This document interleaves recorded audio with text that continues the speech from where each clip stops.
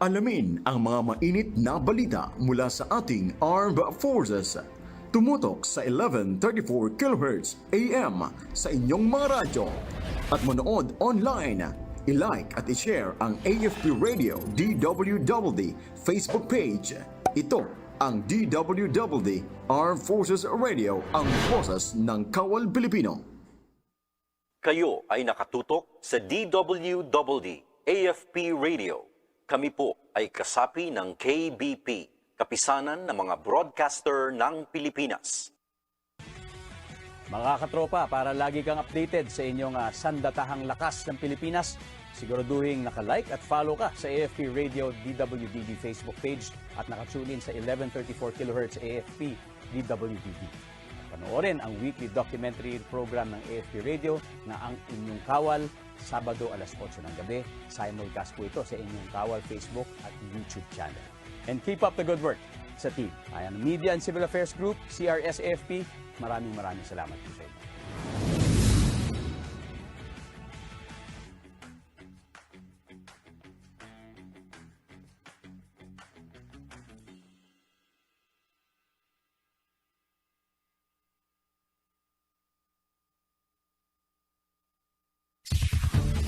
Ito ang DWWD 1134 kHz AM. Balita, impormasyon at musika. Ito ang DWWD AFP Radio. Boses ng Kawal Pilipino.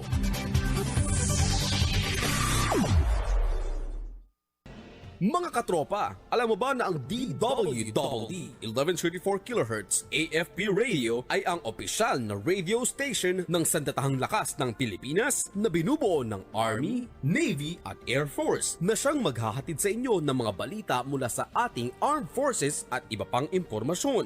Mga katropa, hanapin at ilike kami sa Facebook, Twitter at YouTube. DWWD AFP Radio, ang boses ng Kawal Pilipino.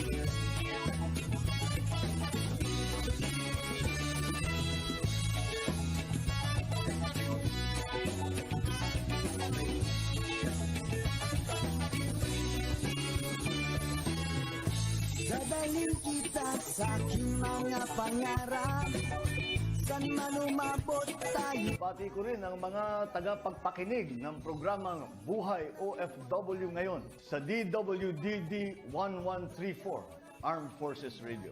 Mabuhay kayo mga OFW, mga bayani ng Pilipinas.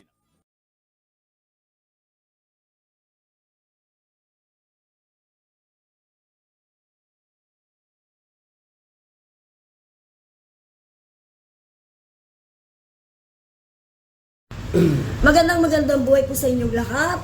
Dito po tayo ngayon sa programang Buhay OFW ngayon. Siyensya, teknolohiya, iba pa. Mapapakinggan po sa DWWD Armed Forces Radio. Ito po ang boses ng Kawal Pilipino. Ito po si Terry Alpa. Ngayon po ay narito po tayo sa Kapihan sa QC. Kung saan po ay meron tayong palauin. Pero bago po ang lahat, pakilala po natin ang ating pong partner na walang iba kundi si Shane Pe. Go ahead, Shane. Opo. Good morning po, and ito pong muli si Shane Pe dito po sa aking programa Usapang Kabayan under Margo TV Philippines. At nandito po kami, mabuti po na paunlakan niyo po kami na makapag-interview po sa inyo kahit na ilang sandali lang dito po sa Mangan Pila Restaurant. Dito po kay Sir Orlando Marquez, presidente po siya ng LTAP. Yes, and of course, bago natin pabatiin si Orlando, masasabi ko po, sabi nga niya, 20 years na mahigit na po kami magkasama.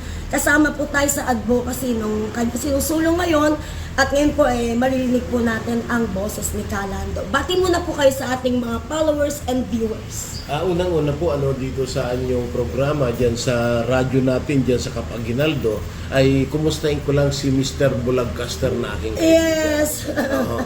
At mahirap na hindi ko yan mabati dahil kaibigan natin yan simula pa noong wala pa siyang problema sa health. Magkaibigan na po kami yan. So ako po ay nagpapasalamat at binigyan niyo ako ng pagkakataon na makapagpahayag sa ating mga kababayan lalo na sa hanay ng transportasyon at pinasasalamatan ko ang aking kaibigan na si paring Angelo Almonte, si Ma'am Cecil Lardizabal ng ating mga media forum na ito ay sila ho yung nag-host ngayon na nagpapasalamat ako sa kanila dahil kung hindi dahil sa kanila, hindi ko tayo ulit nagkita. Dahil alam niyo po, itong makaharap ko ngayon dito, dalaga pa noong araw. Pero dalaga pa na rin naman ngayon sa pakiramdam.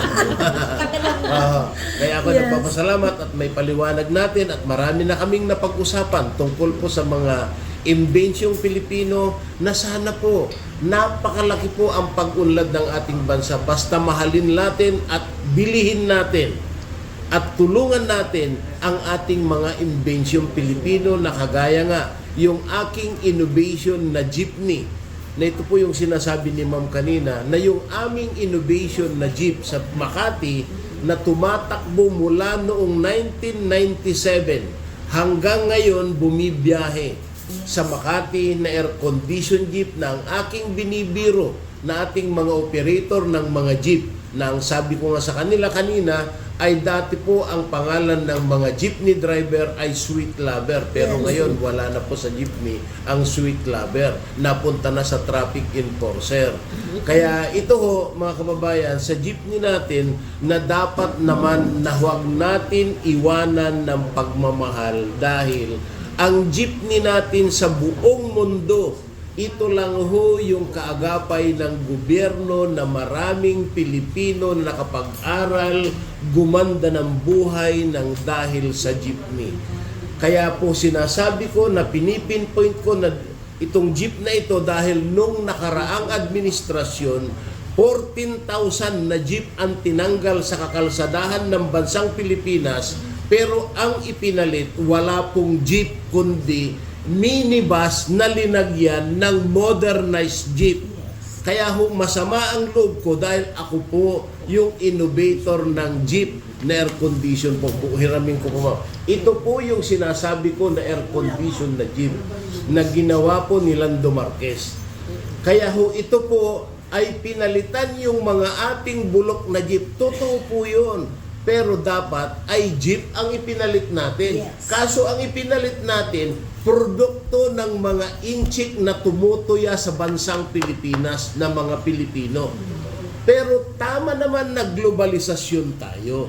Kaya iprinumot natin, binili natin yung produkto ng mga taga-ibang bansa. Pero ang aking apela na ihahatid at hinihingi sa sambayan ng Pilipino, sana ho, huwag naman natin itapon at ibasura ang ating mukha sa larangan ng transportasyon. Dapat ipagmalaki natin ang jeep natin dahil ito lamang kung nag-iisa ang lahi ng Pilipino, nag-iisa ang lahi natin sa transportasyon. Jeep lamang po ang kaya natin ipagmalaki. Kaya sana ho, itong araw na ito ay huwag natin kalimutan. Talagang ito po ay araw, buwan ng mga puso. Sana ho, magkaroon tayo ng tunay na pusong pagmamahal sa sambayanang Pilipino. Huwag sana natin iwanan at alisin ang ating sariling mukha sa transport industry. Yes. Okay, Calando, alam ko meron kayong napakagandang balita para po sa ating mga driver at syempre po doon sa ating mga kababayan na involved dito sa problemang nagaganap tungkol dito sa transport. Ano po ba yung maganda yung balita na natunghayan po namin, narinig po namin kanina nang dumating po yung ating pong Governor Chavit Singson? Ay, ito po. Yes. Ito pong LCS, Luis Chavit, di ba? Singson. Ito po yung nagbigay sa amin ng buhay ng halos magdadalawang buwan na na ang sinasabi niya ay tutulungan ang mga jeepney transportation sa buong Pilipinas. Na nandito ho ngayon na siya po sa amin ang nag-offer, si Governor Chavit, ng zero down payment, Yes. zero interest, at saka rent to own, at pati yung mga charging station ay ipoprovide ni Manong Chavit sa pinakamababang halaga. Wow, napakaganda, di ba? At syempre, baka may Sorry, tatanong photo lang kayo. ka pa. Sorry. Ma'am, thank you very much. Ituloy natin po itong ating ano ni Manong magandang Chavit. balita, yes. Na si Manong Chavit po ay talagang kami po ay talagang namangha doon sa kanyang offer. Na ang offer niya sa hanay ng public transport, lalo na sa mga jeepney, UB Express, sa kanyang ipoproduce ngayon, na magbibigay siya ng zero down payment. Kaya kami nagpapasalamat sa kanya, zero down payment, Yes. tapos rent to own, no interest. Wow. At ang sabi niya, yung quality ng kanyang gagawin ay maghanap na kayo ng ibang produkto. Kung kaya akong tapatan, walang problema dahil ako, ang gusto ko, sabi ni Manong Chavit, quote in quote, ang sabi niya, tutulong siya sa pagmamanufacture at pati yung financial, tutulong siya na zero interest, no down payment.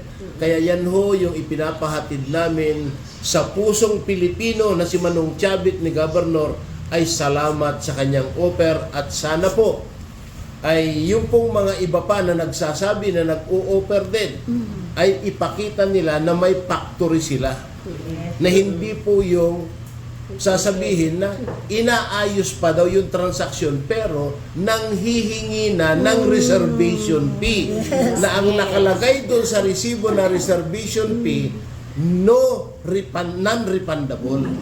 So akin po, pagka ganun ang resibo na ibibigay mo na manghihingi ka ng pera na reserved money na non-refundable, scam po yan. Correct. So, bali po, yung po bang base ng ating pong jeepney, ganun pa rin po ba sa ino-offer ni Gob? Ito po yung litrato ho na kanyang ibinigay ko sa kanya na patent na kopya ng innovation. Yes, Jeep na jeep po ang kanyang ilalabas. At ang sabi niya, kung hindi jeep na jeep, sabi niya, isagasan nyo na sa akin. Dahil ang sabi niya, susundin ko kung ano yung kagustuhan ng dugong Pilipino. Yes. So kung pag-uusapan natin ang dugong Pilipino sa larangan ng transportasyon, jeep lamang po ang kaya nating ituro. Kaya Manong Chavit, mabuhay ka. Lalong-lalo na sa ating sekretary, lalong-lalo na sa ating Bongbong Marcos, dahil siya ho ang nagsabi na pagdating sa industriya ng transportasyon, huwag na huwag kakalimutan ang ating sariling transport industry. Yan po ay binitawan ng ating Pangulong BBM. Nakilala tayo sa buong mundo, sabi niya, dahil ang pagkilala ng ating Pangulong BBM, tatay niya ang nagproklama na ang pambansang panlupang sasakyan ng Pilipinas na jeep ay tatay ni BBM ang nagproklama under the Constitution na inirelease ng Kongreso nung panahon niya at Senado. Kaya siya yung nagproklama na ang pambansang panlupang sakyan ng Pilipinas ay jeep. Kaya lang, ang kinalulungkot po, personal ko po ito, na ipinapaalam sa sambayan ng Pilipino, ayaw ko po sanang makita na yung nakalagay na jeepney, modernized jeepney, sa tagiliran ng bus. Maliwanag po, yung bus ay bus, yung jeep ay jeep. Huwag nyo naman sanang gamitin at hamakin ang deklarado ng Pangulong ng Republika ng Pilipinas na modernized na jeep ngayon ay isusulat nyo sa tagiliran ng gawa ng mga inchik. Ayun. Tama. Tama po yun. Yes, And yun nga po, base, napakaganda po talaga ng proyekto po ni Governor Chavit. And isa po kayo sa mga mabibiyayaan. At Opo. hindi lang po siguro kayo, all over the country Yes, po yan, buong di ba po? Pilipinas. At sinasabi po niya na no down payment for, kumbaga, rent to own, and bahala na kayo kung magkano yung kakayanan po ninyo. Ang tanong ko lamang po, kasi kanina hindi ko na po ito naitanong ano po ba yung maibabalik nyo naman po sa kanya? Kasi wala po siya, hindi po siya kikita dyan Kumbaga, naiiwan lang siya ng legacy sa Totoo atin. po. Di ba po? Ang sabi naman niya po sa ang akin, yung masasabi po personal ninyo? namin itong Opo. pinag-usapan. Opo. Ang talagang sinabi niya sa akin, Padre Paring Lando, sabi niya, pumunta pa mismo doon sa aking lugar na siyam ng anak ko sa Makati. Pumunta doon. Ang aking misyon dito ay tutulungan ko ang ating jeepney transport industry. Dahil ako, sabi niya, nakapag-aral at lumaki nang sumakay sa jeep. Kaya bilang isa po ay kinikilalang gobernador ng Ilocosur at siya yung may-ari ng partas ng mga bus ngayon, ang sabi niya sa akin, Paring Lando, hindi ko pwedeng iwanan ng ating jeepney at ang pinangako ko sa Pangulong BBM, sabi niya, tutulong ako sa pag-unlad ng industriya ng Pilipinas sa larangan ng transportasyon at ang uunahin ko ay yung electric jeep natin na traditional na mukha ng jeep. Kaya ito po yung disenyo na ginawa na ilalabas ni Manong Chavit. Maganda nga po yan. Pero, chassis, sir, no? maganda nga po yan. Yung, kumbaga, kapareho lang po nung ating pambansang sasakyan, di ba po? Sasakyan. Opo, uulitin ko lang po yung katanungan ko po kanina. Ano naman po ang maibabalik po natin sa kanya? Hanggang sa Governor amin Chavit. po, ang aming pinag-usapan sa lahat ng grupo po ng jeepney transport sector dahil kami po ay kumakarga ng crudo, gasolina, kung ano man ang uri ng aming pinampapasada. So, computin na namin yung expenses, di ba? Yung crudo. Kung gasolina, computin mo yung araw-araw na gastos mo. Yun po yung pinangako namin sa kanya na ganitong computation ang kaya namin ibayad. Sabi niya, maganda na, okay na yan sa akin. Sabi niya, hindi ko kailangan ng malaking kita. Kung sa kita, sabi niya, mayroon lang konting dumikit, okay na sa akin. Sabi niya, kaya nga ngayon, siya ngayon ang kauna-unahan na nangako na magtayo ng planta dito ng fiber glass na kagaya ng steel bar na tinatawag. Mga I-bar, mga C-bar. Yan ay gagawin niya dito lahat sa Pilipinas. Yung hindi nakakalawangin na mga gagamitin sa building. At ngayon po, ang gagamitin niya dito sa ating jeepney ay fiberglass na magaan.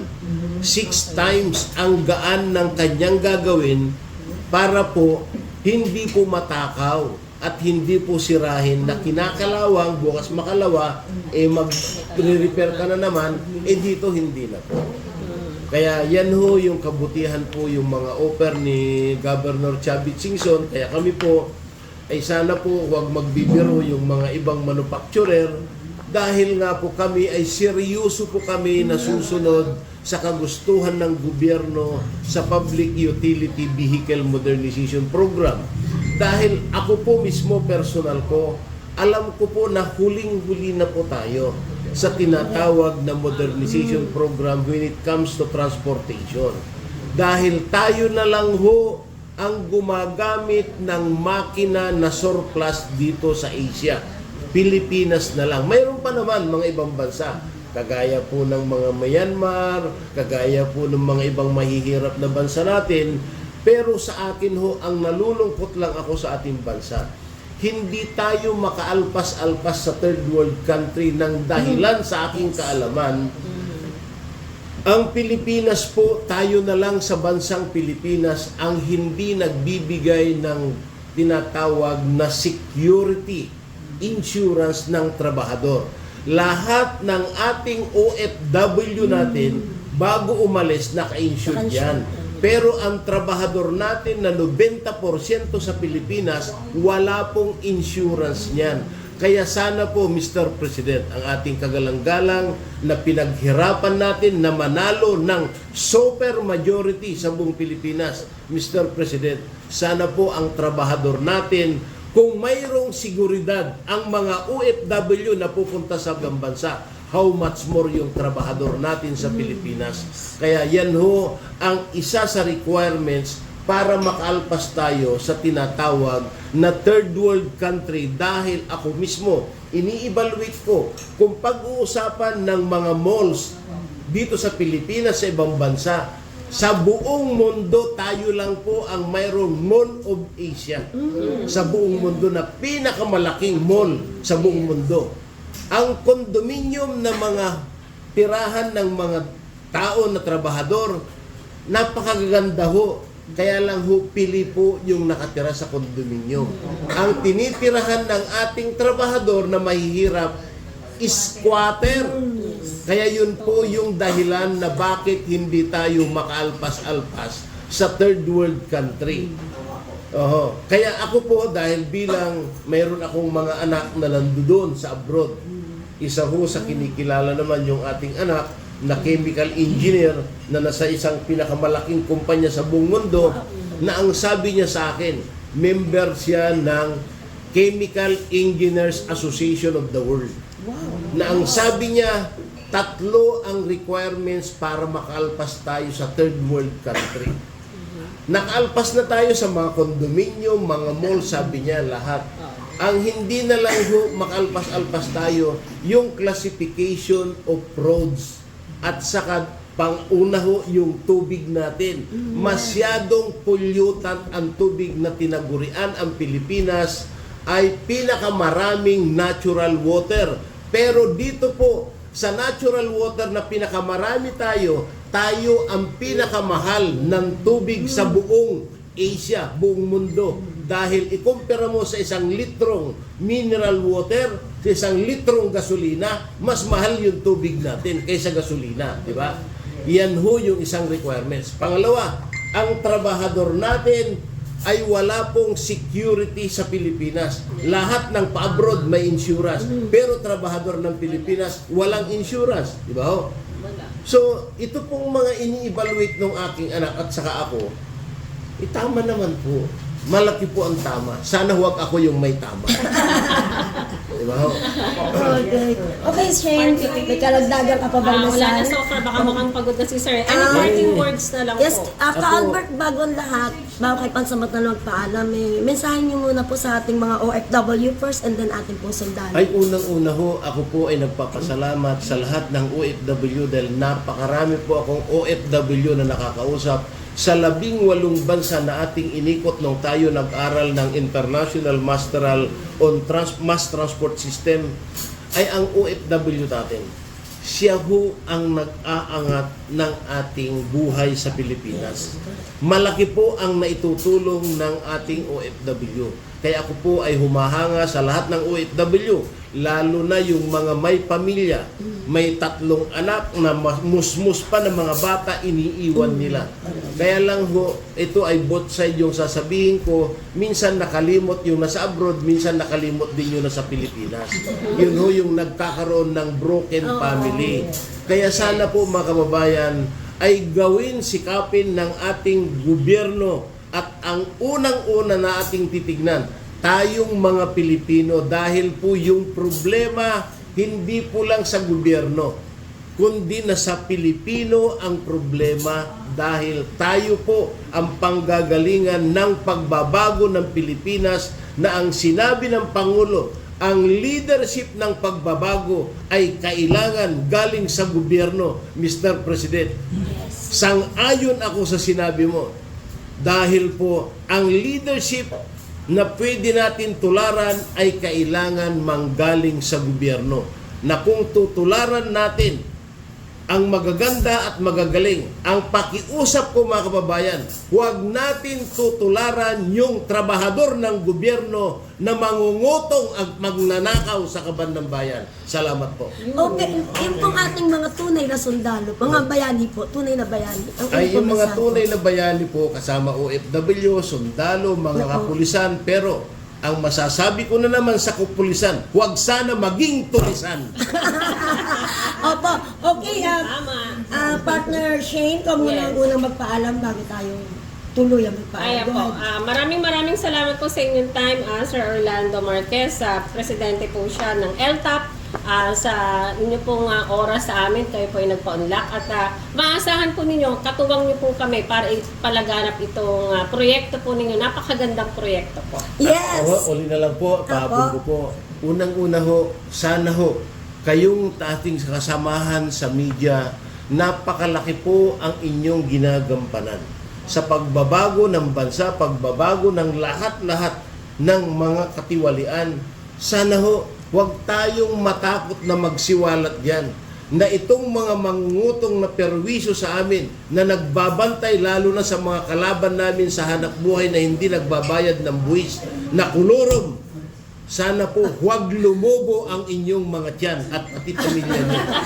Okay, mabuhay po Kalando and of course Governor Singson. Thank you so much. Blessing po talaga kayo sa ating mga men Pilipino. Most especially po yung ating mga chuper na talaga nakita natin nagugutom at naghihirap. Pasamantala na po kami magpapaalam ni Shane. Siyempre, kami muna po ni Shane. Ayun po. Okay po, ito po si Terry Alpa and of course Shane. Ito po si Shane Ped, dito po sa Usapang Kabayan under Margo TV Philippines. Yes, at para sa programang Buhay OFW ngayon sa Armed Forces Radio ng DWWD. Ito po si Terry Alpa. Maraming salamat po and God bless you. Off the record muna yung presyo ni Manong Chabit sa electric vehicle. Sa jeepney modernization. Alam niyo ho, yung jeepney modernization po natin bilang tayo po yung author nung ating modernized jeepney, kaya ko dinala po yung ating jeepney na mahigit na pong 20 years na tumatakbo na modernized jumbo jeepney na tinasabi ko na itong jeep natin ngayon po mga kababayan, napakaganda ho, kaya lang ho Circle yung LTAP eh.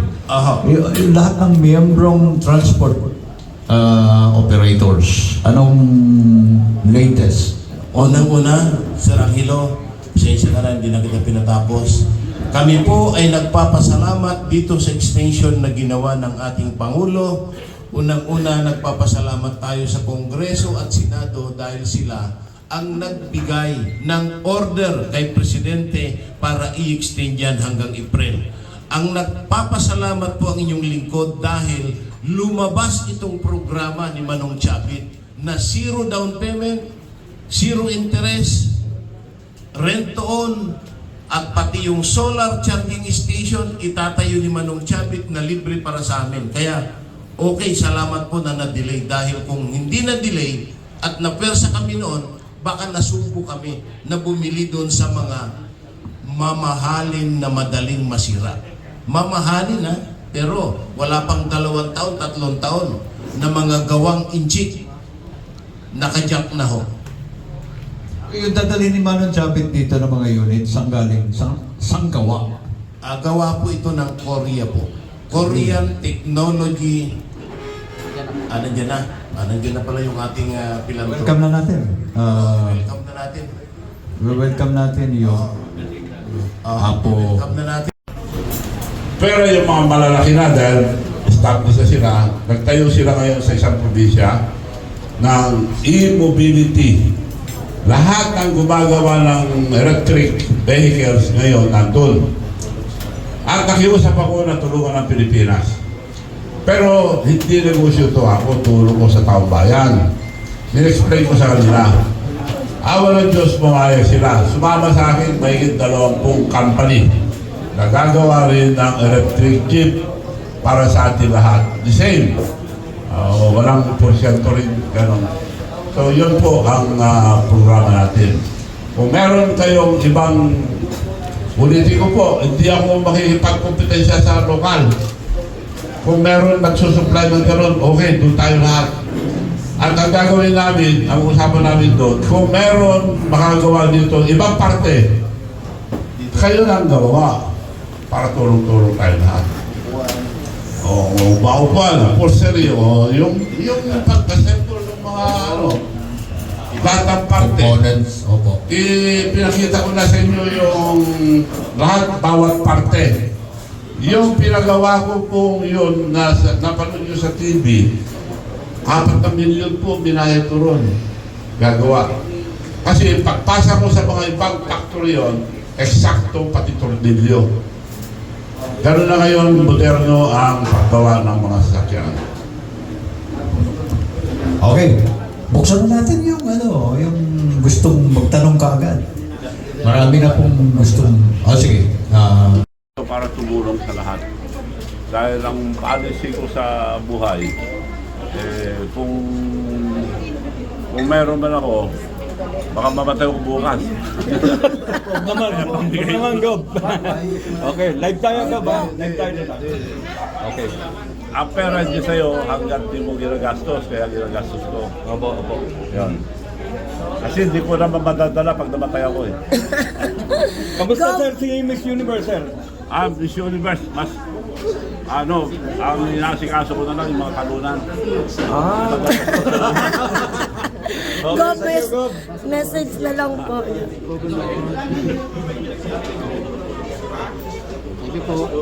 Gob, message na lang po sa ating mga sundalo sa Armed Forces Radio po. Ako, Terry Alpha. Saan? Armed Forces Radio po. Ang process? Opo. Oo. Message po sa ating mga sundalo po. Ating mga sundalo, message ko good luck sa inyo lahat. Sana hahaba pang buhay nyo. And kayo din po. Sila nakaprotesta sa... Yes po. Thank you, Gob. Congrats po, Gob. Congrats po sa inyong proyekto. Good luck sa inyo lahat. Thank you po. God bless. Thank you po.